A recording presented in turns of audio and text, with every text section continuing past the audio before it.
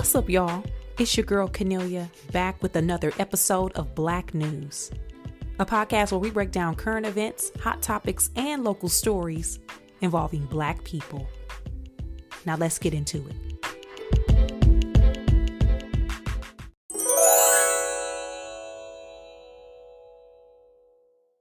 So this past week on social media, a lot of people were flagging certain things to watch or that were going on in regards to like viewership or content in that regard. Right? Some weeks it's more social moments, but other weeks it's about, did you watch X, Y, and Z? And in this particular week, a lot of people were talking about the Wendy Williams documentary that came on Lifetime. Now, full disclosure, one, y'all know I ain't got cable. Okay, so if you ask me, did I watch something that ain't on one of the streamers that I'm paying for? Because then I'm gonna keep that at bay, because some of them about to get the axe. You understand? It's too much. Having streamers is now in total about the same cost that cable was when we cut the cable off. I'm just gonna throw that out there. We paying just as much for streamers as we were for cable when we got fed up. But anyway, so when somebody asked me, did I watch the Wendy Williams documentary? First, I had to see if I could.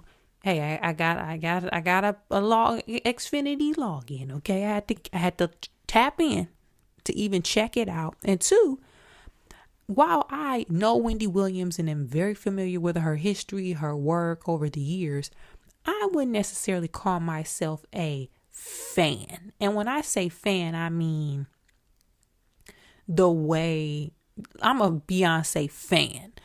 So I respect Wendy Williams as an entertainer and in the space, but I wasn't really keeping up on the day-to-day happenings of Wendy Williams. So a lot of the initial stuff that I saw on social media in regards to her documentary, while I heard about it, I wasn't really tapped in. So this is fairly new information for me. I may have even mentioned some of this on Black News, like sparingly, but I didn't know the details or the in-depth like this. With that said, there is a 4-part documentary on Lifetime that is or has chronicled Wendy Williams' last few years in New York City and dealing with her wanting to get back on TV or radio, her having health challenges, her having a guardian that's responsible for managing her finances in her life. She has different managers, a publicist. Come to find out her family can't be her guardian. Like, there's just a lot. And I did not know all of this until now. So yes, I watched the 4 parts. It was difficult. Y'all know I don't really like reality show-esque stuff. Like, I watch me a good documentary, but if it's too much, y'all know I'll be turning it off. And there were points in this that were very triggering for me, but I got through it. So let's talk about it. So one reason why I wasn't necessarily an avid watcher of Wendy Williams, because she came on in the daytime, and y'all, I have stuff to do. Okay. I do not be watching TV. I don't really be watching none of the talk shows in the daytime unless the clips go viral on social media or if they're interviewing somebody that I like. Like, I can kind of tell you what be going on Sherry Shepherd's show, Tamron Hall, Jennifer Hudson, Kelly Clarkson, Drew Barrymore. Like, I know the shows, but I don't watch frequently.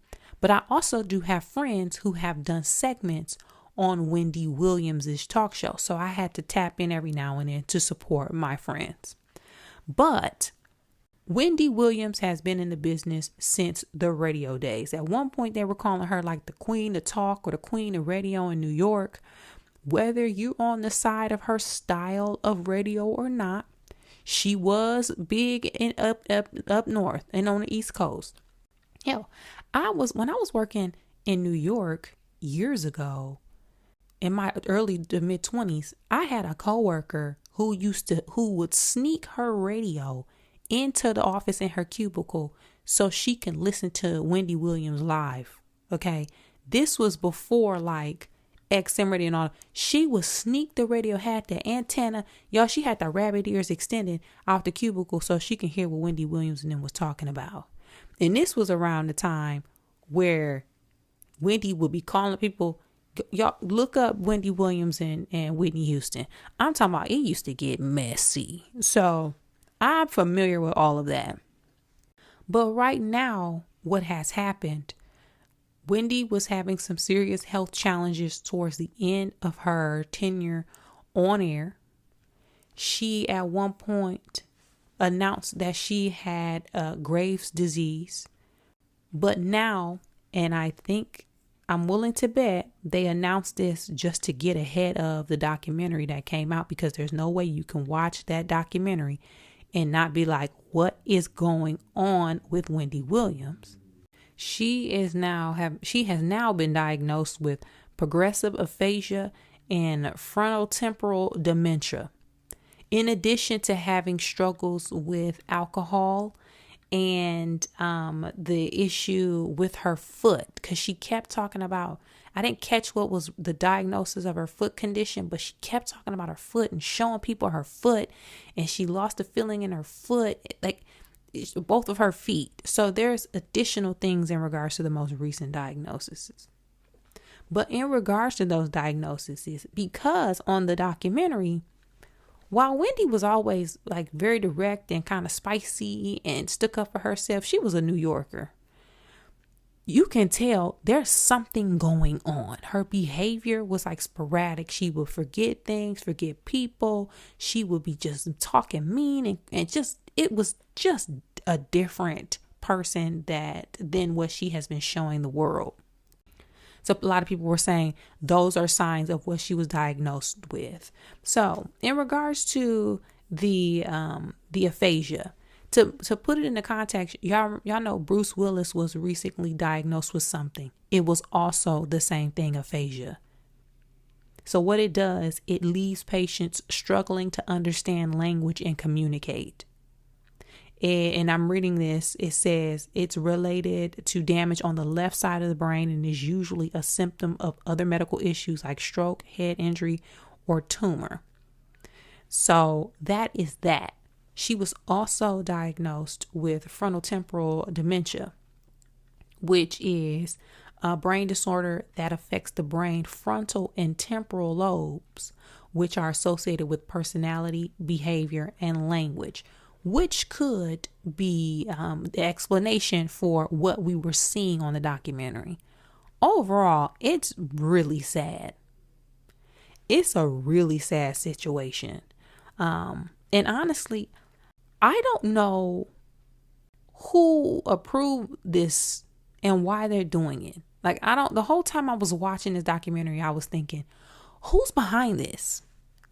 Is it Wendy's team? Is it her family? Is it like some production company that she signed some papers with? Like, who is behind this? Because if you remember Wendy Williams don't necessarily didn't like to get caught out there. And as much as she used to call out other celebrities and other people, I'm willing to bet she would not want to have herself on here in this way. Especially to the point she took her dang wig off. People were even saying at one point, I think Don Lemon even made a tweet and said, I don't think Wendy would have liked that. She used to have her wig off at my house when we used to hang out, but she would never want to be seen in public that way. So it's her having medical and health challenges is really sad. But what's worse is the fact that we have gotten here. And I still don't know who's behind it. Another point of the documentary, the family is trying to win guardianship back, because guardianship, I feel like most of us became familiar with that term or the practice with Britney Spears. We found out that Britney Spears was under guardianship and her mom and daddy and them was cutting up. Okay. Now, but Britney got free and now she be dancing. So, I think we related to that. But in regards to Wendy Williams, it seems like the family is saying, we want to take care of Wendy she's not doing well when she's not in our care, specifically her son and her sister, because I know she got that son with her ex-husband, the one that was cheating and had that baby on her. Okay, they didn't talk to the ex-husband. We don't need to hear from Buddy Boy. Okay, you've done enough. I understand, you've done enough.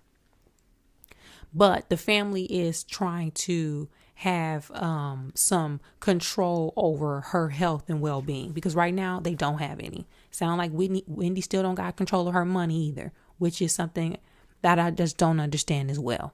But overall,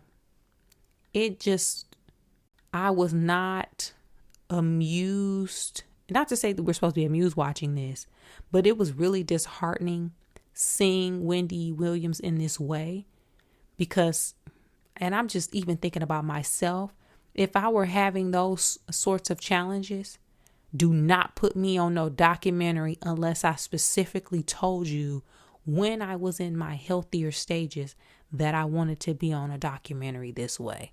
I just don't understand why. Right? If it's a swan song, I feel like it would have been done in a different light, like a look back on a legacy and all of the things that I've accomplished. But I just didn't get that vibe. It was just really sad. But if you are a fan of Wendy Williams and you genuinely want to know what's going on and care about her well-being, I say watch it, just so you can understand where she is now. But I'm also hoping that there's some justification or some explanation around it and where Wendy is now and what's happening. All right. So with that said, let me know if you watched or if you're planning to watch. It's not one of those things I'm like, you gotta watch. Nah, you watch it if you want, support. But you know, it is eye-opening. So let me know your thoughts about it overall. You can find me at Canelia on social media. Another thing that everybody was talking about in regards to watching was the newest Tyler Perry movie on Netflix titled Mea Culpa. Now, Tyler Perry, I think he signed a Netflix deal for I don't know how many dollars. I don't know how many years, but he is creating content for Netflix in the form of movies and possibly shows. I do know he has this Mea Culpa that's out now. There is also a movie starring Kerry Washington that is telling the story of the Black women military unit in, I believe, World War I or II that was responsible for the mail services there. That's coming soon as well. But I think Mea Culpa is the first movie a part of the Tyler Perry package deal. This one is starring Kelly Rowland and Trevante Rose. Now, first, these two people got to be the finest people that I have ever seen. Y'all, Kelly Rowland and Trevante Rose, some fine mother you know. I ain't even gonna cuss. Y'all know I be trying my best. Trevante, y'all, so off rip, I see Tyler, I see what you're doing. Off rip, I see what you're doing. Okay, if you talking about casting people, because let's keep it a buck. Okay, we gonna keep it all the way 100. The people, then especially the guys, they ain't really 90s fine like they used to. Okay, a lot of people be talking about people like Jalen Hurts, and saying he's 90s fine because the 90s fine was just fine. Y'all remember watching The Best Man? Remember the first time you saw The Best Man? And when they got back to the city and went to the bar or the lounge at night, and Terrence Howard was playing the guitar, and Nia Long and whoever said the lines, but they were basically saying, "Oh, here comes Lance," and Morris Chestnut walked into the door. that man, that's probably one of the finest anybody has looked on screen in the initial first scene. Morris Chestnut walking in on the best man. Trevante Rhodes is that fine. I mean, this brother here, okay, that brother. So, Tyler, I see the vision, okay? I see the vision, my brother. Kelly Rowland, and I have not met Kelly Rowland in person. I have a lot of friends who are friends with Kelly Rowland, have met Kelly Rowland, have interacted with Kelly Rowland. I've seen her from a distance because she at one point was going to my church. Kelly Rowland is one of the most beautiful human beings I have ever seen in my life. I'm not just saying that. Y'all know some people, they be like, oh, you look better in person. Kelly Rowland, it looks amazingly beautiful in pictures and on social. In person, she is breathtaking. So to cast them in a movie, great. Okay, great, awesome. Y'all know Tyler Perry also gonna cast a broke fine man. Okay, there's a man named Sean Sager. He playing the broke fine man. You got a man, I think his brother Nick Sager. He is playing his older brother. The whole time I was calling him Ty Mac because he looked like Ty Mac from The Last Dragon. If you ask me, he was cutting up in the movie. Bruce Leroy, hey, he was giving Bruce Leroy. But an evil version, okay? He was another cute, man. So Tyler Perry always gonna have some fine cast. Ron Rako Lee, who is undefeated when it comes to delivering in the black community in regards to his movie and TV roles, okay? Unsung hero of black cinema and television. So all around the cast, great, okay? The cast, good. But the movie. Now, one thing you're not going to hear me do is like bash black entertainment, right? And I'm not the one because this town, excuse me, y'all, I'm burping. I had Mexican food for lunch. I'm sorry. This town is very small and talking shit ain't going to get you nowhere. And I'm not really here to talk shit, but I do want to address what some people are saying in regards to the content. Some people are really frustrated that Tyler Perry is continuing to write, direct, and produce his own movies, all of them. Y'all know Tyler Perry ain't gonna hire no writer. Okay, he gonna write it, he gonna direct it, he gonna produce it, he gonna do all of it. People are frustrated. And let me say this too, because I understand that frustration. I also feel like I know why he's doing that. One thing about industry and your craft and your fan base, it's always smart to stay and play with your fan base, to play in that.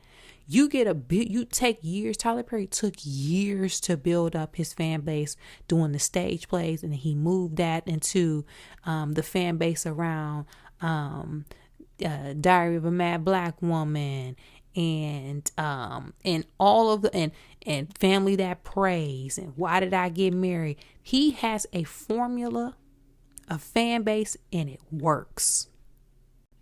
So you have a segment of the black community that's riding with Tyler from day one. And it's smart to always stay locked in with your fan base, because the minute you abandon them, sometimes it's hard to get them back. People be feeling betrayed. Then you also have a segment of the population who may not be necessarily a fan, but they are watching or they subscribe to supporting individuals, i.e. Kelly Rowland, because everybody loved Kelly Rowland, and Trevante Rhodes, fine black man. So I understand why Tyler Perry writes all of his stuff, because his fan base rock with it. Like they fool with it. They gonna watch it, and doing anything outside of that formula will betray. Basically, it'll bite the hand that feeds him. Honestly, it's smart business. It's really smart business, because the people who are mad, they gonna hate watch. People who support, they gonna love watch. And a watch is a watch. Don't nobody care about your feelings behind it. You bash it on social media, guess what? That's traction. Still going viral. Remember we had the last one with Taraji B. Henson and the wig was bad? Remember the wigs? Guess what? We watching because the wigs. When that lady was in that basement acting cutting up, we was watching because she was in the basement cutting up, but the wigs. So Tyler Perry, listen, don't sleep. He know what he doing, and it's smart business. Whether we, you, me, so and so like it or not. I will say this though. One thing he gonna give you is some moments where you yelling at the damn TV. Cause y'all, when I was telling you, I tell y'all I was yelling at the damn TV at some of the stuff in this movie. Me, cuss her ass, stab her, get out the house. She's stupid. Like, I'm talking about yelling. The sex scenes, I was even yelling at the sex scenes because at one point, now spoiler alert. One scene, Kelly Rowland is over Trevante Rhodes' character's house. He plays a man who is on trial for murder. Kelly Rowland plays a defense attorney who is taking up his case. She's also in a troubled marriage with a fine poor man, okay, who's struggling. But she come over his house, and after they had a falling out, she always coming over late at night. Which, girl, come in the daytime. You can't go over there at night. He too fine, okay? He too fine. But she come over there, and he was having sex with this woman. Kelly Rowland storms off like, gets a phone call from Ron Rico that says, check your email. It shows what she thought her husband was cheating on her. She goes back into the loft. The lady who Trevante was having sex with leaves. Kelly Rowland proceeds to have sex with him right then. That's Tyler, Mr. Tyler. That was my only complaint. Because it's, as a black woman, the only way you can make me believe that a black woman would do it to a man right after he did it to somebody else without him having to take a shower, resetting, putting on a whole set of body lotion, and cleaning himself completely. The only way I would believe that is if maybe she ain't grew up around no black kids. That's the only way. Maybe she went to PWI. Not to say that y'all be doing that at the PWI, but I couldn't come to no other conclusion. Okay? I couldn't. That's the only thing I'm going to say. Okay? Otherwise, personally, I'm going to still keep supporting Tyler Perry because, hey, look, it ain't too many black producers and studio owners in this business. Tyler Perry do a lot of good stuff for people, and a lot of times he is the person giving black entertainers, actors, directors, costumers, whoever, their first and initial shot and breakthrough. He was also, like Taraji P. Henson said, the first person to give her the quote that she asked for the work that she did. So however we want to feel about the movie or whatever, he about that business. So with that said, did you watch Mea Culpa? What did you think about it? And do you or do you not recommend it for others? Let me know. Hit me up with your thoughts. You can find me at Canelia on social media. In regards to black on the internet, and apparently black in real life and live in person is Cam Newton. There's a video going viral of Cam putting a straight whoop down on some dudes at a 7-on-7 youth tournament. I think he was even sponsoring the youth tournament. Cam Newton put the whooping on some people at the tournament. So let me start by saying professional athletes are not like us. Yes, they're human beings. Yes, they have similar life experiences as us. But to become a professional athlete in any sport, there is an amount of training that one must go through that does not match any other type of training that other human beings experience. I know some of us was good in high school. Maybe you made varsity in the 9th, 10th grade. Sure, you went to the JUCO, got a couple shots off. You may even was a walk-on in college. Maybe you even got a scholarship. If you are not or have not been a professional athlete and have not done all of the work to get to that point, you need to know, athletes, they not like us, especially football dudes. Cam Newton is probably going to the NFL Hall of Fame. Now, y'all don't really follow that deep, but I know enough to know that Cam Newton is a lot in the conversation where they might let that boy in.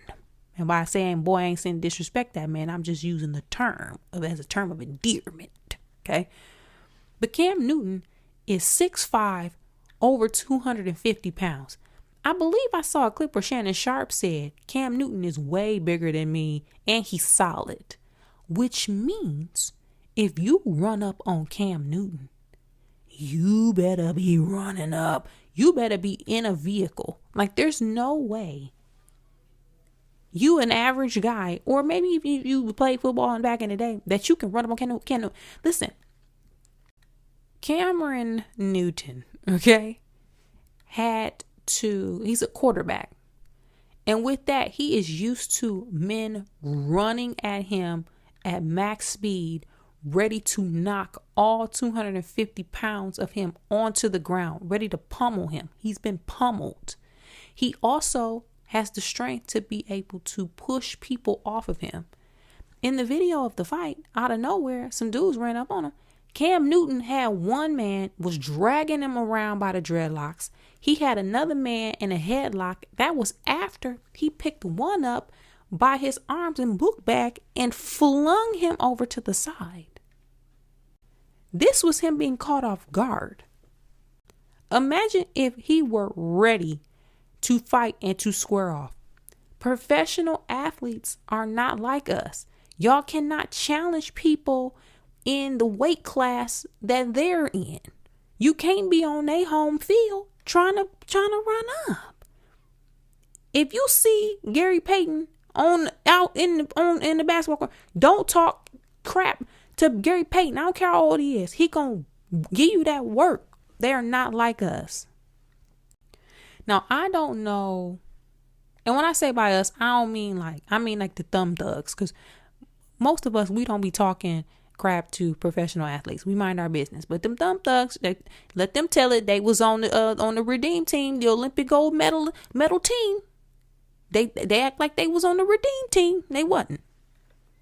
So I don't know what started the fight. A lot of people are saying there was like some trash talk going back and forth. Some people saying Cam started this. Some people showing a video of one of the coaches, the youth coaches, talking about, yeah, I'm going to give them that work. I'm going to give you that work. Sir, you're a youth coach. Knock it off.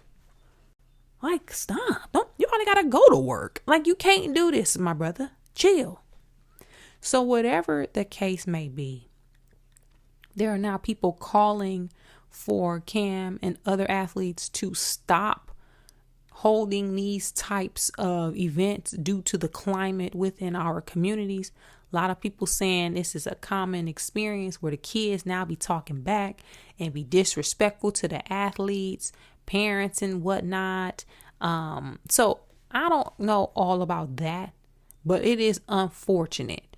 And also it's unfortunate for them dudes because it looked like Cam put them big paws on them. Okay. So, I also think they do need to bring Pros versus Joes back.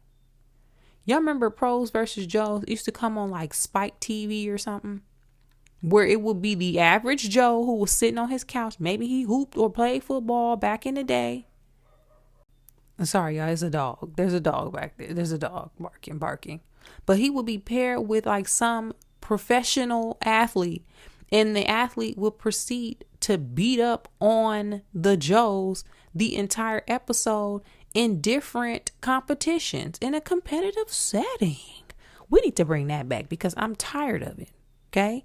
Stop acting like these professional athletes are just like you. They're not. Okay? Did you see the fight or the squabble? Do you have more information than I do? Because I only got the bare minimum. Okay? I only got the bare minimum. And honestly, I ain't gonna do no digging for no more backstory. I'm pretty satisfied with what I got. But let me know what you thought about it, okay? Let me know. You can find me on social media at Cornelia.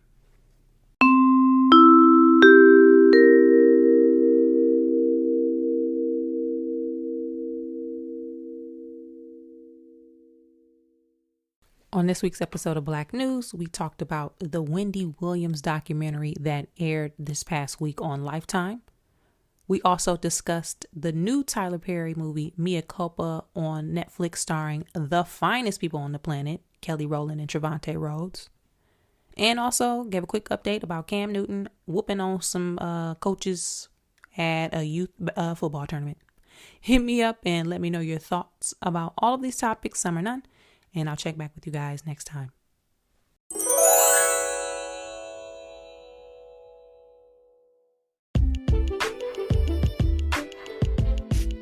That's it for this week's episode of Black News, y'all. Thanks again for supporting the podcast by sharing, liking, subscribing, and rating 5 stars on your favorite podcast app. To find more information about me, you can check me out at Cornelia on social media, as well as on my website, which is cornelia.com. And as always, thanks for supporting, and I'll be back next week with new topics and a new episode.